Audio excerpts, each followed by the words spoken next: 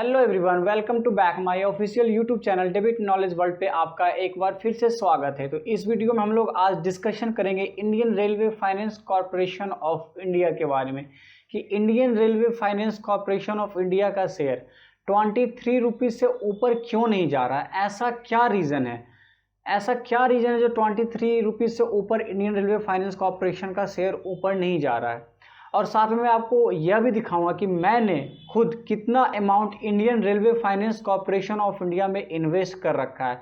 जब मैं आपको अपने लैपटॉप के स्क्रीन पर लेके चलूंगा तो वो सारा कुछ आपको दिखाऊंगा कि मैंने कितना का amount Indian railway finance corporation of India में इन्वेस्ट कर रखा है, ताकि आपको ये बिलीव हो कि मैंने जो एक एक इन्फॉर्मेशन बारीकी से काफ़ी डिटेल से पढ़ा है। एक एक कितने साल का मैंने उसका balance sheet, profit and loss account, income statement, cash flow statement, ये सारा कुछ काफ़ी डिटेल में डिस्कशन किया हूँ, काफ़ी डिटेल में स्टडी किया, फिर डिस्कशन किया। देन फाइनली मेरे पास निकल के 3 ऐसे रीज़न आए जिसकी वजह से इंडियन रेलवे फाइनेंस कॉरपोरेशन का जो शेयर है वो नहीं ऊपर जा रहा है। और साथ साथ मुझे ये भी समझ में आया कि इंडियन रेलवे फाइनेंस कॉरपोरेशन का शेयर जो है शॉर्ट टाइम के लिए वो नहीं जाएगा ऊपर। मतलब आप अगर चाह रहे हो कि हम 3 मंथ्स, 6 मंथ्स, 9 मंथ्स में पैसे को डबल कर लें, तो मेरे हिसाब से आपके लिए ये शेयर सही नहीं होगा। अगर आप यहाँ पे मिनिमम 3 इयर्स के लिए अगर आप यहाँ पे होल्ड कर सकते हो, तभी आपको इस शेयर के लिए रुकना चाहिए। अदरवाइज आप कोई दूसरा शेयर ले लो, वो आपके लिए ज़्यादा बेनिफिशियरी होगा, क्योंकि शॉर्ट टर्म में फ़िलहाल मुझे कुछ नहीं दिख रहा है। बाकी मार्केट है, मार्केट का क्या, वो कभी भी कुछ भी इवेंट हो सकता है, कभी भी ऊपर नीचे जा सकता है। लेकिन जो मेरी नॉलेज है, जो जितना मैंने स्टडी किया, तो मुझे ऐसा समझ में आया कि ये शेयर जो है लंबे समय के लिए अगर आप बाई करते हो, अपने पोर्टफोलियो में ऐड करते हो, देन आपका कुछ अच्छा रिटर्न मिल सकता है जाके, यानी आपका पैसा अप्रॉक्स डबल हो सकता है। तो आप ये सोच लो कि अगर आप इंडियन रेलवे फाइनेंस कॉरपोरेशन का शेयर आपके पास है, तो आप ये सोच लो कि आपका मिनिमम जो टारगेट होना चाहिए 3 to 5 ईयर्स। नोट, अगर आप 5 ईयर्स के लिए नहीं रखना चाहते कोई दिक्कत, लेकिन मिनिमम 3 ईयर्स तो आपको रखना ही पड़ेगा, तभी जाके आपको इस शेयर में एक अच्छा खासा रिटर्न आपको देखने के लिए मिलेगा। तो ऐसी कौन सी 3 पॉइंट है जिसकी वजह से इंडियन रेलवे फाइनेंस कॉरपोरेशन का शेयर इंक्रीज़ नहीं हो रहा है? तो चलिए मैं आपको अपने लैपटॉप के स्क्रीन पे लेके चलता हूं और आपको बताता हूं कि वो ऐसा क्या 3 पॉइंट है जिसकी वजह से इंडियन रेलवे फाइनेंस कॉरपोरेशन का शेयर जो है इंक्रीज़ नहीं हो रहा है। तो चलिए मेरे लैपटॉप के स्क्रीन पे, तो चलिए फाइनली हम अपने लैपटॉप के स्क्रीन पे आ चुका हूं और आपको अब ये पॉइंट 3 जो है मैं क्लियर कट बताने जा रहा हूँ कि ऐसा क्या रीज़न है जिसकी वजह से इंडियन रेलवे फाइनेंस कॉरपोरेशन का शेयर शॉर्ट टर्म में कुछ देने वाला नहीं है। अगर आपको इंडियन रेलवे फाइनेंस कॉरपोरेशन में रिटर्न चाहिए तो आपको मिनिमम 3 इयर्स यहाँ पे स्टे करना ही पड़ेगा। उससे पहले इंडियन रेलवे फाइनेंस कॉरपोरेशन में ऐसी कोई उम्मीद नहीं है। तो चलिए पहले मैं आपको 3 पॉइंट दिखाता हूँ, ऐसा क्या 3 पॉइंट है जिसकी वजह से इंडियन रेलवे फाइनेंस कॉरपोरेशन का शेयर शॉर्ट टर्म में ऊपर नहीं जाएगा। मिनिमम हमें 3 इयर्स यहाँ पे इन्वेस्ट करना ही पड़ेगा। उससे पहले मैं आपको ये दिखाना चाहता हूँ कि मैंने खुद इंडियन रेलवे फाइनेंस कॉरपोरेशन में कितना का अमाउंट इन्वेस्ट कर रखा है। तो ये है मेरा अपस्टॉक का अकाउंट, आपको यहाँ पे दिख रहा होगा अपस्टॉक। मैं एक बार आपको रिफ्रेश भी कर देता हूँ, ताकि आपको ये समझ में आ जाए कि मैं स्क्रीनशॉट नहीं यूज़ कर रहा हूँ किसी का। आपको यहाँ पे एक बार दिख भी जाएगा, तो आपके यहाँ पे दिख रहा होगा मेरे पास IRFC का, यहाँ पे आपको दिख रहा होगा। अब यहाँ पे आपको मैं दिखाता हूँ कि आप देखिए मैंने IRFC में 8300 पॉइंट को 8300 क्वांटिटी को बाय कर रखा है। हमने IRFC में 8300 क्वांटिटी को बाय कर रखा और मेरी जो बाइंग प्राइस है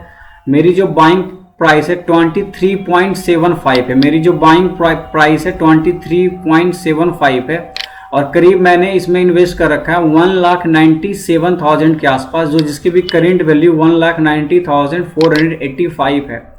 तो मैंने भी 23.75 पे बाय किया था और उस टाइम से मुझे इंडियन रेलवे फाइनेंस कॉरपोरेशन में क्या हो रहा है, लॉस ही मिल रहा है। और मुझे करीबन अभी अप्रॉक्स कितना का लॉस हो रहा है ये भी मैं आपको दिखा देता हूँ। करीबन मुझे 6,640 रुपये का लॉस हो रहा है और ये हुआ। और दूसरी मैंने एक लॉट IPO के टाइम अप्लाई किया था, जो कि मैंने एंजल ब्रोकिंग के थ्रू किया था। आप देख सकते हैं यहाँ पे एंजल ब्रोकिंग में भी मेरे पास कुछ इंडियन रेलवे फाइनेंस कॉरपोरेशन के स्टेक आपको दिख रहे होंगे। इतना का मैंने इन्वेस्ट कर रखा है, 575 shares Indian railway finance corporation में मैंने इन्वेस्ट कर रखा है सिंस द IPO। लेकिन इसको मैंने एक बार जब 25 के आसपास गया था नीचे तो मैंने यहाँ से एग्जिट कर लिया था और वापस मैंने इसको 23.65 के आसपास वापस से मैं इसमें बायबैक पोजीशन ले लिया था। तो आप समझ सकते हैं कि करीब करीब अप्रॉक्स मैंने Indian railway finance corporation of India में 2 लाख अमाउंट लगा रखे हैं। तो चलिए मैं अब उस पॉइंट की ओर चलता हूं कि ऐसा क्या रीजन है कि जिसके वजह से इंडियन रेलवे फाइनेंस कॉर्पोरेशन की शेयर्स ऊपर नहीं जा रहा है। तो सबसे पहला पॉइंट आपको मेरे स्क्रीन पे दिख रहा होगा। सबसे पहला पॉइंट आपको मेरे स्क्रीन पे दिख रहा है, कहता profit earn but not receive. कहता profit earn but not receive, इसका मतलब है क्या? इसका मतलब साफ और क्लियर ये इंडिकेट होता है कि profit earn but not receive का मतलब साफ ये पॉइंट डिस्कशन मेरे को इससे ये पता लगता है कि इंडियन रेलवे फाइनेंस कॉर्पोरेशन हर एक क्वार्टर में तो प्रॉफिट अर्न कर रही है बट उसे पैसा मिल नहीं रहा, उसके पास एक्चुअल में पैसा रिसीव हो नहीं रहा। बस हम लोग को पता है कि जब हम अपना बुक्स ऑफ अकाउंट का प्रॉफिट रिकॉर्ड करते हैं तो ऑन द एक्रूबल बेसिस पे रिकॉर्ड करते हैं। किस बेसिस पे रिकॉर्ड करते हैं? एक्रूबल बेसिस पे। तो इंडियन रेलवे फाइनेंस कॉर्पोरेशन जो हर एक क्वार्टर में अपने बुक्स ऑफ अकाउंट को प्रेजेंट कर रही है कि आई हैव अर्न 1507 करोड़ का प्रॉफिट या जो भी प्रॉफिट अर्न कर रही है, वो जो रिप्रेजेंट कर रही है that profit booked on the accrual basis, क्या वो प्रॉफिट उसको रियल में मिला है? रियल में profit Indian railway finance corporation को नहीं मिला, वो पैसा इंडियन रेलवे के पास ड्यू है। जब इंडियन रेलवे वो पैसा इंडियन रेलवे फाइनेंस कॉर्पोरेशन को रिटर्न कर देगा तभी इंडियन रेलवे फाइनेंस कॉर्पोरेशन का शेयर ऊपर जाएगा। और इसका इंपैक्ट इसलिए तभी ऊपर जाएगा क्योंकि मुझे पता है कि हम लोग छोटे इन्वेस्टर हैं, 50,000 लाख 2 लाख लगाने से स्टॉक मार्केट का जो शेयर है हमें ऊपर उसे लेके नहीं जा सकते। इस शेयर्स को प्राइस को ऊपर लेके वही जाते हैं जो बड़े काइंड्स ऑफ इन्वेस्टर होते हैं, लाइक FII, DII, कोई पब्लिक हाउसेस होती है जैसे LIC ने बहुत बड़े हिस्सेदारी खरीद ली, SBI ने खरीद ली। जब तक इस काइंड का न्यूज ना आ जाए मार्केट में इंडियन रेलवे फाइनेंस कॉर्पोरेशन से रिलेटेड, तब तक इंडियन रेलवे फाइनेंस कॉर्पोरेशन के शेयर्स ऊपर जाने वाले नहीं है। लेकिन ये मैं डेफिनेटली कह सकता हूं कि लॉन्ग टर्म में ये डेफिनेटली आपको प्रॉफिट देगा ही देगा। वो मैं आपको इस वीडियो में पूरा एक एग्जांपल के साथ समझाऊंगा। और इंडियन रेलवे फाइनेंस कॉर्पोरेशन या किसी भी कंपनी में जो बड़े बड़े फर्म होते हैं FII, DI या फिर कोई पब्लिक हाउसेस होते हैं जैसे LIC ने बाय कर लेता है, कभी स्टेक होल्डर SBI बाय कर लेती है, इस काइंड से जो भी पब्लिक हाउसेस बड़े बड़े होते हैं तो वो तभी इन्वेस्ट करती है कि उनके पास कंपनी का एक एक वर्ड का नॉलेज होता है, एक एक ऑडिट रिपोर्ट जो कंपनी का होता है, ऑडिट रिपोर्ट का एक एक वर्ड का नॉलेज है, उन्हें सब कुछ पता होता है ये कंपनी क्या फ्यूचर में करने वाली है। और तभी वो अपना पैसा लगाते हैं और जब वो अपना पैसा लगाते हैं तो मार्केट क्या होता है? बुलिश होता है और मार्केट ऊपर चला जाता है। तो बड़े को पता है, ये सारे जो बड़े इन्वेस्टर उनको पता है कि इंडियन रेलवे का फाइनेंस कॉर्पोरेशन ऑफ इंडिया जो प्रॉफिट तो अर्न करे बट उसे एक्चुअल में प्रॉफिट नहीं मिला है। मैं अब इसको कुछ स्क्रीनशॉट के थ्रू हेल्प से मैं आपको समझाना चाहूंगा ऐसा क्या रीजन है कि मतलब वो profit earn but not receive, मैं कैसे आपको समझाना चाह रहा हूं। इसका इंपैक्ट CFS पे पड़ता है। CFS बोले तो cash flow statement, impact on CFS। तो मैं चलता हूं दूसरे स्क्रीन। अब ये जरा देखिए, ये तो कुछ बेसिक पॉइंट हो गई कि इसकी जो मार्केट कैपिटल है 30,123 करोड़ का, यानी 30,123 करोड़ का इसका मार्केट कैपिटल है। करेंट प्राइस तो आपको पता ही होगा कि लास्ट 15-16 दिन से ये 23 के आसपास ही मूवमेंट कर रहा है। 52 वीक हमें पता है कि 26.70 का एक बार हाई बनाया था, वापस 20.80 यानी 20 रुपए 80 पैसे का लो बनाया था। हमें बुक वैल्यू तो पता ही है कि बुक वैल्यू, अब हम इसके आते हैं, बुक वैल्यू इसका 28.6 है और इसकी जो फेस वैल्यू है, तो ये सब तो आप कहीं से भी इंफॉर्मेशन देख सकते हैं, ये कोई बहुत बड़ी बात नहीं है। तो मैं आपको मेन पॉइंट है जो उस पर लेके चलता हूं।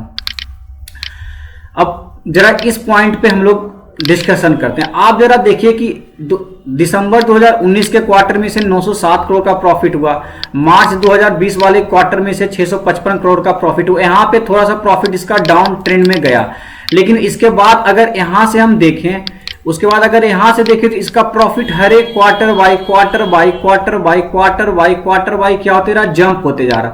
तो जिस हिसाब से इसका प्रॉफिट जंप हो रहा है उस हिसाब से क्या इसका शेयर्स का प्राइस तो इंक्रीज नहीं कर रहा। हम देख रहे हैं यहाँ पे 892 करोड़ का प्रॉफिट कमाया, यहाँ पे 995 करोड़ का प्रॉफिट कमाया, यहाँ पे 1047 करोड़ का प्रॉफिट कमाया, यहाँ पे 1483 करोड़ का प्रॉफिट कमाया, यहाँ पे 1502 करोड़ का प्रॉफिट कमाया। अगेन हम अगर चेक करते हैं तो ये वाले क्वार्टर को छोड़ के बाकी इसके बाद वाले जो क्वार्टर हैं सारे क्वार्टर में इसके प्रॉफिट अप ट्रेंड में ही जा रहे हैं। बट प्रॉफिट तो अप ट्रेंड में जा रहे हैं, लेकिन शेयर्स का प्राइस ऊपर नहीं जा रहा है। इसका रीजन क्या था? इसका रीजन इकलौता ये रीजन है कि अगर आप इसके कैश फ्लो स्टेटमेंट को देखेंगे, अगर इसका कैश फ्लो स्टेटमेंट को देखेंगे तो ये देखेंगे जिस हिसाब से इसका प्रॉफिट ऊपर जा रहा है उस हिसाब से इसका कैश फ्लो स्टेटमेंट का अमाउंट भी है क्या, निगेटिव की ओर जा रहा है।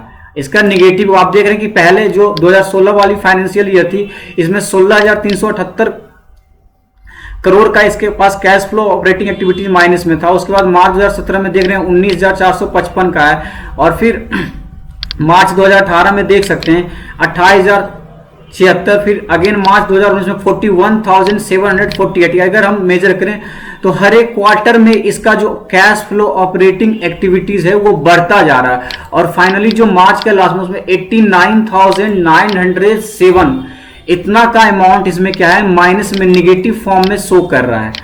अब आप एक चीज समझिए कि अगर किसी का प्रॉफिट, अगर किसी कंपनी का क्वार्टर में प्रॉफिट इंक्रीज हो रहा है, अगर किसी कंपनी का क्वार्टर में प्रॉफिट इंक्रीज हो रहा है, अगर यहाँ पे पीएल अकाउंट भी देखें तो हर एक पीएल अकाउंट में इसका जो प्रॉफिट है बढ़ता हुआ नजर आ रहा है, बढ़ता हुआ नजर आ रहा है, लेकिन शेयर्स का प्राइस बढ़ ही नहीं रहा। आप देख सकते हैं यहाँ पे कितना का प्रॉफिट इसे हर एक क्वार्टर में इंक्रीज हो रहा है, देख सकते हैं कितना प्रॉफिट इंक्रीज हो रहा है, प्रॉफिट तो इंक्रीज हो रहा है। तो जब इसकी प्रॉफिट इंक्रीज हो रही है तो इसके कैश फ्लो ऑपरेटिंग एक्टिविटीज जो था ये तो पॉजिटिव में आना चाहिए था। अगर इसकी हर एक क्वार्टर में प्रॉफिट इंक्रीज हो रही है, इसका cash flow from operating activities तो क्या होना चाहिए, पॉजिटिव होना चाहिए था, बट इसका कैश फ्लो ऑपरेटिंग एक्टिविटीज क्या हो जा रहा है, माइनस में जाते जा रहा है, माइनस में जाते जा रहा है। और पहले थोड़ा मैं कैश फ्लो स्टेटमेंट के ऑपरेटिंग एक्टिविटी से थोड़ा सा मैं एक चीज और समझा दूं। Cash flow operating activity as per accounting standard 6 के बिहाफ पे बनाया जाता है। कैश फ्लो ऑपरेटिंग एक्टिविटीज का मतलब ये होता है कि हमने एक्चुअल में कितना का cash during the accounting year या फाइनेंशियल ईयर जो भी कर लो, कैश फ्लो स्टेटमेंट बनाने का पर्पस एक ही पर्पस होता है। इसको हम कैश फ्लो स्टेटमेंट को एज पर अकाउंटिंग स्टैंडर्ड 6 हम बनाते हैं, और इसका एक ही पर्पस होता है कि हम ये जानना चाहते हैं कि हमारे बिजनेस में एक्चुअल में कितना का प्रॉफिट या कितना का कैश इनफ्लो हुआ एक्चुअल में। I am using the word actual, not using the word accrual. Accrual का मतलब वो भी होता है कि हम जो प्रॉफिट अर्न किए बट मुझे मिला नहीं है, हमने प्रॉफिट अर्न कर लिया बट मुझे मिला नहीं, फिर भी हम उस प्रॉफिट को रिकॉर्ड करके दिखा देंगे।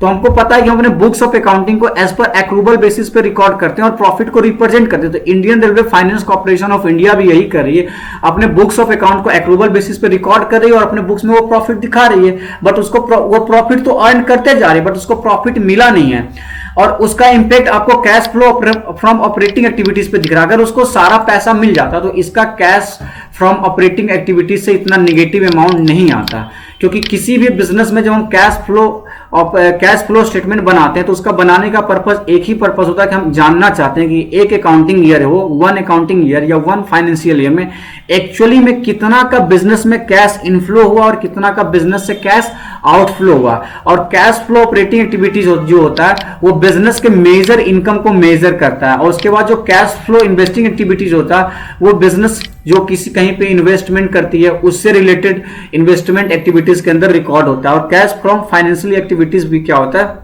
वो जहां से मतलब फाइनेंस एक्टिविटी से रिलेटेड जो भी सारे बिजनेस में लेन देन होते हैं वो सारा कैश फ्रॉम फाइनेंशियल एक्टिविटीज से के अंतर्गत में रिकॉर्ड होता है। तो फाइनली हम यहाँ पे कैश फ्रॉम ऑपरेटिंग एक्टिविटीज इसलिए देख रहे हैं कि cash flow operating activity business का मेन, जो बिजनेस की कोई बिजनेस कर रहा है उसका जो मेन सोर्स ऑफ इनकम और जो मेन सोर्स ऑफ एक्सपेंडिचर वो सारा कैश फ्रॉम ऑपरेटिंग एक्टिविटीज में ही रिकॉर्ड होता है। तो हमें पता है कि Indian railway finance corporation of India का प्रॉफिट तो हर एक ईयर बढ़ता जा रहा है, प्रॉफिट तो हर एक क्वार्टर में इसका देखें तो बढ़ रहा है, बढ़ रहा है, बढ़ रहा है, लेकिन जिस हिसाब से प्रॉफिट बढ़ रहा है उस हिसाब से इसकी ऑपरेटिंग एक्टिविटीज की जो हो रही है वो माइनस में जा रहा है, वो माइनस में आप देखें तो हर क्वार्टर में इसका माइनस बढ़ता जा रहा है। तो इट मीन्स है कि Indian railway finance corporation of India जो कंपनी बहुत अच्छी है, प्रॉफिट तो अर्न कर रही, बट इसके पास पैसा नहीं आ रहा है, यानी इंडियन रेलवे इसको पैसा अभी नहीं दे रहा है। जिस दिन इंडियन रेलवे इसको पैसा दे देगा उस दिन ये शेयर्स जो आपको अभी 23 के प्राइस पे दिख रहा है ये करीब करीब आपको 50 से 60 रुपए के प्राइस पे देखने को मिलेगा। इससे कम, इससे ऊपर जा सकता है, इससे कम, क्योंकि इंडियन रेलवे फाइनेंस कॉर्पोरेशन जब हम इसकी फाइनेंशियल स्टडी करते हैं तो मुझे काफी अच्छा मतलब प्रॉफिट अर्न करा। तो इसका मतलब क्या है कि पैसा इसे कब, अब यहाँ पे सवाल होता है कि पैसा इसे कब मिलेगा।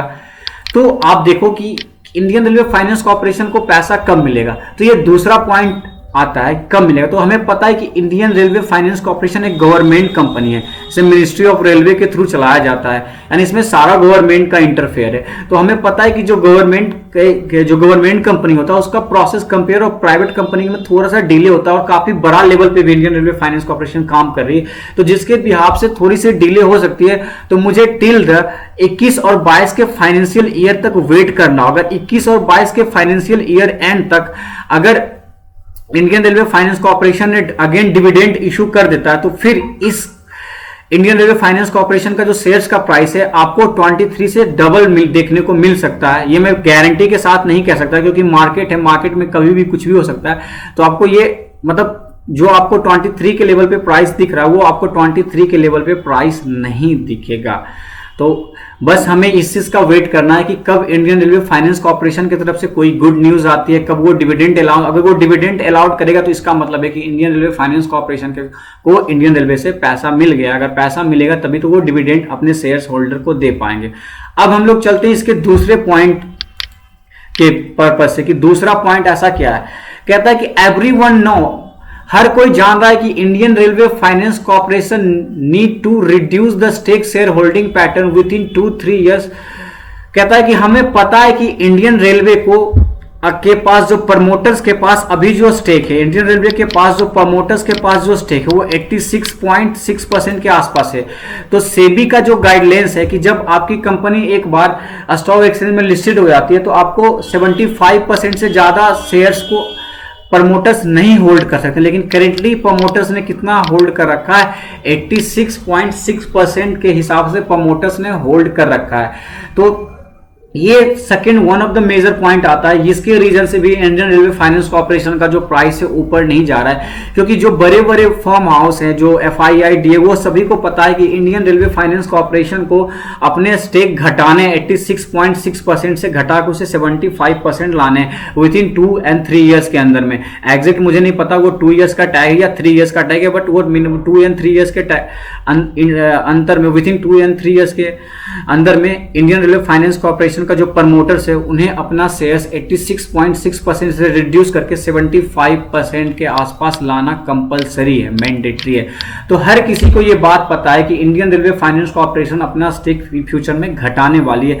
तो इस वजह से भी जो बड़े बड़े इन्वेस्टर हैं वो इसमें पैसा लगाना अभी नहीं चाह रहे हैं, कि वो चाह रहे हैं कि कब इंडियन रेलवे फाइनेंस कॉर्पोरेशन अपने स्टेक को मार्केट में OFS के थ्रू या किसी भी OFS के थ्रू लाए, या जो भी जिस मोड से वो अपने शेयर्स प्रमोटर्स अपने स्टेक को घटाना चाह रहे हैं। तो इस वजह से भी इसके प्राइस जो है ऊपर नहीं जा रहे हैं, क्योंकि इसमें बाइंग कम देखने को मिल रही है। हालांकि लास्ट कुछ जब देख रहे हैं तो 23 के पास इसका जो मैं आपको इस टेक्निकल एनालिसिस के बारे में थोड़ा सा इसके बारे में बताऊंगा कि 23 के आसपास इसका चार्ट जो है कहीं ना कहीं कंसोलिडेट कर रहा है। तो कंसोलिडेट करने के बाद मुझे लग रहा है कि यहाँ से अप ट्रेंड में खींचने वाला है। और तीसरा रीजन, इसी में एक अनदर रीजन निकल के ये भी आता है। कुछ दिन पहले हम लोगों को कहीं से उड़ता हुआ न्यूज आया था कि इंडियन रेलवे फाइनेंस कॉर्पोरेशन जो है वो कहीं से 4 लाख करोड़ की फंड रेज करने वाली है, 4 लाख करोड़ या 4000 समथिंग करोड़ की वो फंड रेज करने वाली है। तो उसने डिवेंचर्स का सहारा लिया, यानी प्रमोटर्स ने क्या किया, डिवेंचर्स का सहारा लिया। प्रमोटर्स अगर चाहता तो अपने स्टेक को भी घटा के वो पैसा वहां से ला सकता था, बट प्रमोटर ने ऐसा नहीं किया। अगर प्रमोटर चाहता तो उसके पास 86.6% का स्टेक होल्डर है, उसको विद इन 3 ईयर्स के अंदर 75% लाना कंपलसरी है। तो प्रमोटर चाहता तो अपने स्टेक को रिड्यूस करके भी पैसा ला सकता, बट प्रमोटर ने ये ऑप्शन को नहीं सिलेक्ट किया। प्रमोटर ने क्या ऑप्शन सिलेक्ट किया, प्रमोटर ने ये ऑप्शन सिलेक्ट किया, डिवेंचर का ऑप्शन सिलेक्ट किया। उसने डिवेंचर के थ्रू फंड एलोकेशन किया। और दूसरा ये भी रीजन हो सकता है कि डिवेंचर के थ्रू फंड एलोकेशन करने के पीछे प्रमोटर्स का ये भी एक रीजन हो सकता है कि प्रमोटर्स को ये लगा हो कि प्रमोटर्स का जो शेयर है, जो इंडियन रेलवे फाइनेंस कॉर्पोरेशन का जो शेयर है वो कुछ अच्छा परफॉर्म नहीं कर पा रही है। तो इसके वजह से भी प्रमोटर्स ने डिवेंचर्स का सहारा, यही 2 रीजन ऐसा है कि जिसकी वजह से प्रमोटर ने अभी अपना 86.6% से स्टेक होल्डर घटा के 75% नहीं किया है। जो मुझे समझ आए, जो मेरी नॉलेज है, मेरी नॉलेज के हिसाब से 2 ही रीजन ऐसा है कि जिसकी वजह से 86.6% से घटा के प्रमोटर ने 75% स्टेक लेके नहीं आया। ऐसा 2 ही रीजन है। पहला रीजन ये है या तो प्रमोटर को ऐसा लग रहा हो कि इन फ्यूचर शेयर्स बढ़ेगा तो मैं अपना स्टेक घटाऊंगा, या फिर प्रमोटर को ऐसा लग रहा हो कि मेरा जो शेयर्स का है, शेयर होल्डिंग जो मेरा शेयर्स है वो मार्केट में अच्छा परफॉर्म नहीं कर रहा, इसलिए उन्होंने दूसरा ऑप्शन चुन लिया, डिवेंचर्स का ऑप्शन चुन लिया, और डिवेंचर के थ्रू वो क्या कर रहा है, फंड को एलोकेटिंग कर रहा है। तो पहला पॉइंट ये था, दूसरा पॉइंट ये था, और तीसरी पॉइंट है, हम लोग को पता है कि कंपनी हर एक साल, जो इंडियन रेलवे फाइनेंस कॉर्पोरेशन है, कंपनी क्या कर रही है, लायबिलिटी को इंक्रीज कर रही है, कंपनी क्या कर रही है, लायबिलिटी को इंक्रीज कर रही है, और डिवेंचर के थ्रू, और पब्लिक सेक्टर की कंपनी है। तो तीसरा ये भी रीजन है कि जो बड़े बड़े इंस्टीट्यूशन है, जो FII है, DI है, जो पब्लिक हाउसेज है, जो शेयर्स को बाय करते हैं, तो उन शेयर्स के प्राइस में तेज आ जाता, मतलब काफी ज्यादा तेजी आ जाती है। तो ये भी रीजन है कि हर किसी को पता है कि इंडियन रेलवे फाइनेंस कॉर्पोरेशन अपने लायबिलिटी को इन फ्यूचर इंक्रीज करने जा रही है थ्रू डिवेंचर, और ये भी पता है कि एक पब्लिक सेक्टर कंपनी है। तो हमें पता है कि पब्लिक सेक्टर कंपनी थोड़ा हर एक प्रोसेस में डिले होती है compare of the private company. तो यही 3 ऐसा रीजन है जिसकी वजह से इंडियन रेलवे फाइनेंस कॉर्पोरेशन का शेयर ऊपर नहीं जा रहा है शॉर्ट टर्म में। लेकिन इसका मतलब ये नहीं है कि लॉन्ग टर्म में ऊपर नहीं जाए, लॉन्ग टर्म में ये डेफिनेटली ऊपर जाएगा। मैं आपको लॉन्ग टर्म में एज पर प्रैक्टिकली एग्जांपल दे के भी समझाता हूं कि लॉन्ग टर्म में डेफिनेटली 3 साल में ये डेफिनेटली ऊपर जाए। क्योंकि ऐसा इसलिए कि हमें पता है अगर किसी भी शेयर्स का अगर बुक वैल्यू बढ़ता है तो उस शेयर्स की मार्केट वैल्यू भी इंक्रीज होती है। अगर उस शेयर्स का बुक वैल्यू इंक्रीज होगा तो मार्केट वैल्यू भी उस शेयर्स का इंक्रीज होगा। तो चलिए मैं आपको एग्जांपल के थ्रू समझाता हूं कि ऐसा मैं क्यों कह रहा हूं कि अगर आप इस शेयर्स को लंबे टर्म्स के लिए होल्ड करते हो तो आपका ये शेयर्स डेफिनेटली आपको डबल डिजिट में देखने को मिलेगा। जो अभी आपका 23 दिख रहा है वो 23 को आप 2 से मल्टीप्लाई कर दीजिए, ये आपको 56 रुपए के आसपास, सॉरी 46 रुपीज के आसपास आपको ये देखने के लिए मिल सकता है, या उससे ऊपर भी जा सकता है अगर आप इसे 3 साल के लिए मिनिमम होल्ड कर सकते हैं तो। लेकिन फिलहाल शॉर्ट टर्म में इंडियन रेलवे फाइनेंस कॉर्पोरेशन में कोई मूवमेंट नहीं आने वाली है जिस हिसाब से इसका फाइनेंशियल डेटा मुझे बता रहा है। फिर भी अभी 29 सितंबर को इसका एक AGM मीटिंग होने वाला है, देखते हैं अगर 29 सितंबर को कुछ अच्छी गुड न्यूज निकल के आती है तो उसका impact Indian railway finance corporation के शेयर्स पे पड़ेगा। अगर नहीं निकल के आती है तो आप मिनिमम 3 इयर्स के पर्पज से आप इस शेयर्स में इन्वेस्ट करें, तभी आपको यहाँ पे रुकना चाहिए। अगर आपका पॉइंट ऑफ व्यू है कि हम 3 साल यहाँ पे इन्वेस्ट करें तभी आप यहाँ पे रुकिए। अदरवाइज आप चाहते हैं कि हमारा पैसा 3 मंथ 6 मंथ में डबल हो जाए या 40 to 60% रिटर्न हो जाए, तो ऐसी कोई पॉसिबिलिटी नहीं है। बाकी मार्केट है, मार्केट में बहुत सारे ऐसे फैक्टर होते हैं जिसकी वजह से शेयर्स का प्राइस ऊपर नीचे जाते रहता है, तो हो सकता है। बट ऐसी कोई फिलहाल एज पर फाइनेंशियल जो मेरी नॉलेज के हिसाब से मुझे नहीं लग रहा है कि ऐसी कोई फिलहाल 3 मंथ्स के अंदर या 6 मंथ के अंदर ऐसा इसमें कोई तूफानी आने वाली है। लेकिन हाँ, अगर आप लॉन्ग पर्पस के लिए अगर यहाँ पे 3 साल का आप टारगेट लेके मिनिमम 3 इयर्स का टारगेट लेके चलते हैं तो फिर आपको डेफिनेटली यहाँ कुछ अच्छी रिटर्न देखने को मिलेगी। तो चलिए मैं आपको मेरे स्क्रीन पे एक एक्सेल शीट दिख रही है, मैं आपको समझाता हूं। तो ये जो एक्सेल शीट दिख रही है अभी जो करेंटली 30 जून 2021 यहाँ पे आपको दिख रहा होगा फाइनेंशियल ईयर 21-22। अभी जो करेंटली फाइनेंशियल ईयर 21-22 में जो IRFC ने करेंटली जो प्रॉफिट को रिप्रेजेंट किया है, यानी मार्केट में जो उन्होंने न्यूज़ में अपना जो मतलब मार्केट में जो उन्होंने अपनी प्रॉफिट को पब्लिश किया है नोटिस के थ्रू, कि उस नोटिस में उन्होंने दिखाया कि मेरा जो अर्निंग पर शेयर है 1 रुपये 15 पैसे, यानी 30 जून का जो क्वार्टर उनका एंड था, उस क्वार्टर के समाप्ति को उन्होंने दिखाया कि जो उनके शेयर होल्डर के लिए उन्होंने 1 रुपये 15 पैसे इस शेयर प्रॉफिट अर्न किए है। तो मैं ये एज्यूम करता हूं कि अगर Indian railway finance corporation of India 30 जून को 1 रुपये 15 पैसे की प्रॉफिट अर्न कर रही है तो अगला जो क्वार्टर उसका खत्म होगा 30 सितंबर की। तो मैं ये एज्यूम करता हूँ कि 30 सितंबर को भी मिनिमम उसका 1 रुपये 15 पैसे EPS आएगा, यानी अर्निंग पर शेयर 1 रुपये 15 पैसे आएगा। आप बोलोगे ऐसे आप कैसे एज्यूम कर सकता हो, आप ऐसे कैसे एज्यूम कर सकते हो कि इस क्वार्टर में 1 रुपये 15 पैसे EPS आया तो अगले क्वार्टर में भी 1 रुपये 15 पैसे EPS आएगा ही आएगा। तो हमने इसको इस बेसिस पे एज्यूम किया है, मैंने इसको इस बेसिस पे एज्यूम किया है। आपको मैं यहाँ पे देके चलता हूँ, मैंने इसको इस बेसिस पे एज्यूम किया है कि आप यहाँ पे देख सकते हैं कि हर एक क्वार्टर में इसका प्रॉफिट अर्न जो है वो इंक्रीज होते जा रहा है। तो हर एक क्वार्टर में प्रॉफिट इंक्रीज हो रहा है, तो मैं एज्यूम करता हूं कि इसका जो है इस क्वार्टर में भी प्रॉफिट इंक्रीज होगा। प्रॉफिट इंक्रीज होगा ही होगा। लेकिन मैं ये नहीं कह रहा कि मैं इंक्रीज होगा ही होगा, लेकिन मैं ये नहीं कह रहा हूँ कि बहुत ज़्यादा इंक्रीज हो, इसलिए मैंने कांस्टेंट लिया। यानी मैंने इतना क्या एज्यूम किया है कि अगर मेरा 30 जून वाला जो क्वार्टर उसमें ₹1.15 ईपीएस आया, तो 30 सितंबर की जो क्वार्टर होगी उसमें भी मुझे ₹1.15 के ही ईपीएस देखना पड़ेगा, और उसके जो 30 दिसंबर की जो क्वार्टर होगी उसमें भी ₹1.15 का ईपीएस देखना पड़ेगा, और जो नेक्स्ट क्वार्टर जो 31 मार्च 2020 होगी, जो लास्ट क्वार्टर फाइनेंशियल ईयर 21-22 की जो होगी उसमें भी ₹1.15 ही हो। आप मान के चलो कि मिनिमम इतना ईपीएस ये शेयर्स अर्न कर ही लेगी। तो हम चारों क्वार्टर का अगर ईपीएस को प्लस करेंगे तो मेरा ईपीएस आ जाएगा ₹4.60, यानी एक साल के अंदर total EPS at the end of financial year 21-22 मेरा कितना आ जाएगा ₹4.06, यानी ₹4.60, यानी ₹4.60 के आसपास मेरा जो total EPS at the end of financial year आ जाएगा 21-22 में। और करेंट जो इसकी बुक वैल्यू है 28.6 चल रही है, जो करेंट जो बुक वैल्यू है 28.6 चल रही है। अगर हम इस साल का ईपीएस, इस साल के ईपीएस को और करेंट बुक वैल्यू को प्लस कर देते हैं तो 2021-22 के फाइनेंशियल ईयर के एंड में इस कंपनी का जो शेयर है उसकी बुक वैल्यू कितना हो जाएगी, ₹33.20 हो जाएगी। कितना हो जाएगी, ₹33.20। तो सीधी सी बात है, अगर किसी कंपनी का बुक वैल्यू इंक्रीज करेगा तो ऑब्वियसली है कि मार्केट वैल्यू भी इंक्रीज करेगा। तो आप समझ सकते हैं कि एक फाइनेंशियल ईयर में इसका बुक वैल्यू ₹33.20 जा सकता है इंक्रीज करके। तो अगले नेक्स्ट फाइनेंशियल ईयर में, तो अगर आप 3-4 साल के लिए होल्ड कर सकते हो तो जो इस शेयर्स का करेंट बुक वैल्यू आपको 28.60 देखने को मिल रहा है, ये आपको कहीं ना कहीं 3-4 साल के बाद अप्रोक्स ये ₹40 या ₹45 के आसपास इसकी बुक वैल्यू देखने को मिलेगी। अब चलते हैं कि अब दूसरा मुद्दा आता है, क्या Indian railway finance corporation dividend pay out करेगी। अब गवर्नमेंट कंपनी, हर किसी को उम्मीद है कि इंडियन रेलवे फाइनेंस कॉर्पोरेशन एक अच्छी कंपनी है जो हर एक साल डिविडेंड पे आउट करती है। इवन इन्होंने लेटेस्ट लास्ट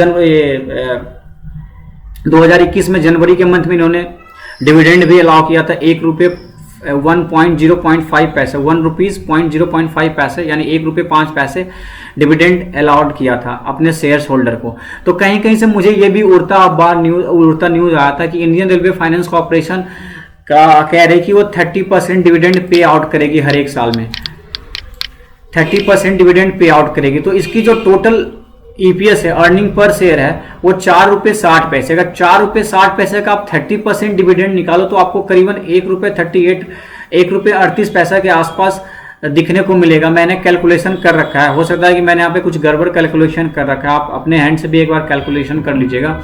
तो ₹4.60 का आप 30% डिविडेंड निकालो तो करीब शायद ₹1.38 के आसपास आ रहा है। तो फॉर एग्जांपल मैंने आपको स्टार्टिंग में दिखाया था, मेरे पास इसके 8300 शेयर्स है। तो मेरे पास जो 8300 इंडियन रेलवे का शेयर्स है, जो कि मेरी बाइंग प्राइस है 23.75, जिसकी की बाइंग प्राइस है 23.75, और मेरे पास इसके पास शेयर्स है 8300। तो 8300 को इंटू 23.75 करेंगे तो अप्रॉक्स इतना अमाउंट आता है 1,97,000। तो आप ये समझो कि अगर 8,300 का 30% भी ये डिविडेंड पे आउट करती है तो करीब मेरे पास कितना आ जाएगा, ₹11,454 का मुझे क्या होगा, डिविडेंड एटलीस्ट मिलेगा। तो करीब मैंने अमाउंट कितना लगा रखा है, मैंने अमाउंट 2 लाख रुपए के आसपास लगा रखा है, और मुझे इंटरेस्ट कितना, डिविडेंड कितना मिल रहा है, 11,000। तो आप मान के चल सकते हो कि 1 लाख पे अप्रोक्स 5.5% आपको return every year Indian railway finance corporation dividend के रूप में देगी। जो आप सोच सकते हो अगर ये पैसा को आप कहीं बैंक में भी रखते तो बैंक में भी आपको इतना ही मिलता। शायद ही कोई ऐसी बैंक है जो 6.5 या 7.5% इंटरेस्ट देती है। अप्रोक्स जितना सारी बैंक है 5.5 से 6.5% के बीच में इंटरेस्ट देती है, इससे ज्यादा कोई इंटरेस्ट नहीं देती है। तो आप समझ सकते हो कि आपको, मतलब आप समझ सकते हो कि अपना पैसा अपने बैंक में लगा रखा है। आप इंडियन रेलवे फाइनेंस कॉर्पोरेशन की शेयर्स खरीद लो या बैंक में लगा दो, कोई दिक्कत नहीं है, एटलीस्ट आपको इतना का डिविडेंड मिल ही जाएगा। हाँ, और दूसरी आपके लिए प्लस पॉइंट ये हो जाए कि जब उसकी बुक वैल्यू बढ़ेगी तो आपका मार्केट वैल्यू भी बढ़ेगा। तो सीधी सी बात है कि जब बुक वैल्यू बढ़ेगी तो मार्केट वैल्यू बढ़ेगा, जब मार्केट वैल्यू बढ़ेगा तो शेयर्स के प्राइस भी मिल जाए। आप शेयर्स के प्राइस आप अगर जिसने भी अभी बाय किया है 23 के आसपास, तो इन फ्यूचर उसे बेटर अच्छा रिटर्न मिलने वाला है। लेकिन शॉर्ट पर्पज से यहाँ कुछ नहीं मेरे को देखने के लिए मिल रहा है। अगर आप इसमें एक अच्छा खासा रिटर्न चाहते हैं तो मेरे हिसाब से आपको 3 ईयर्स तो टाइम देना ही पड़ेगा। और मैं एक बार फिर से आपके सामने में कैलकुलेशन कर लेता हूँ कि कितना का मेरा आ रहा है। सपोज डेट मेरे पास 8300 शेयर्स हैं, तो मैं इसको 8300 शेयर से और मैं इसको मल्टीप्लाई कर लेता हूँ कि 1 रुपये 38 पैसे एज्यूम करता हूँ कि इसको डिविडेंड मिलेगी। तो मैं इसको मल्टीप्लाई कर रहा हूँ 1 रुपये 38 पैसे के हिसाब से। तो आप देख सकते हैं 11,454 डिविडेंड मिलेगा। अगर इंडियन रेलवे फाइनेंस कॉर्पोरेशन अपने टोटल प्रॉफिट का 30% भी डिविडेंड अपने शेयर्स होल्डर को पे आउट कर देती है, तो आप ये समझ लो कि आपको अप्रॉक्स 5.5% रेट ऑफ इंटरेस्ट के हिसाब से मिल जाएगा। तो ये एक अच्छी बात है। तो मैं एक लास्ट इसमें बचा हुआ है, अब मैं इसमें थोड़ी सी इस पर टेक्निकल एनालिसिस भी बता देना चाहता हूँ कि इसके चार्ट में ऐसी क्या बात है। तो आप मेरे स्क्रीन पे चलिए, मैं आपको chart Indian railway finance corporation का खोल के दिखाता हूँ। आपको मैं इंडियन रेलवे फाइनेंस कॉर्पोरेशन का चार्ट खोल के दिखाता हूँ।